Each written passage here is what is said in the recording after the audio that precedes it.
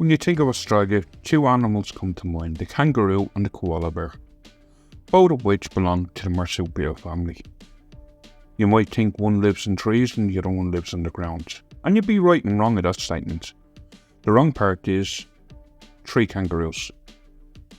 Tree kangaroos live in trees like the koala bear, but both kangaroos and their cousins, the tree kangaroos, fall under the umbrella of macropods, the family plant-eating marsupials that include kangaroos and wallabies. Macropods used to dwell in trees, but millions of years ago they came down to live underground. The ancestors of tree kangaroos eventually went back up into the trees and actually became the largest tree-dwelling mammals in Australia.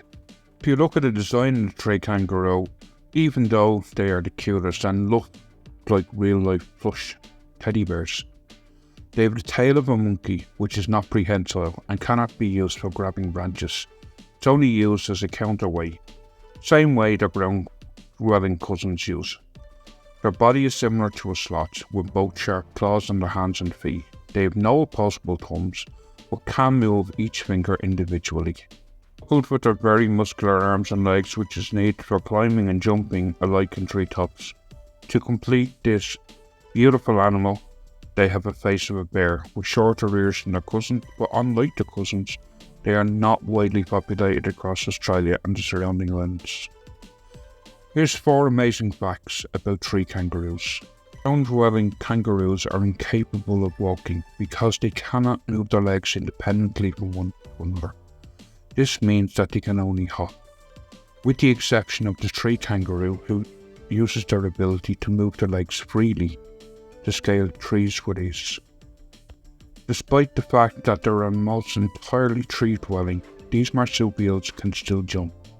They are actually capable of jumping up to 29 feet from tree to tree and can leap from the ground from up to 60 feet.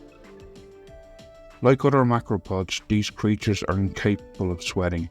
Instead of sweating, they reduce their temperature, like other kangaroos, by licking themselves. When they need to reduce their body temperature, they will lick their forearms. When the moisture evaporates, it reduces their overall body temperature. Male tree kangaroos are actually solitary. They establish territories to obtain the most reliable sources of food, and then a male's territory will overlap with several females, which gives them the best opportunity to reproduce as many times as possible. There's actually 14 different species of tree kangaroo. Each species has a different range, and some are more widespread than others. Others are localized to a very small region. They can be found in Papua New Guinea, northern East Australia and Queensland, and the surrounding islands. Most of the time these marsupials are herbivores, but they will occasionally eat more protein-rich food sources. Their most common food items would include fruit, bark of trees, sap, nuts, flowers. Some species will actually eat snakes, eggs, birds when given the opportunity. As a whole, the tree kangaroos' numbers are actually on the decline.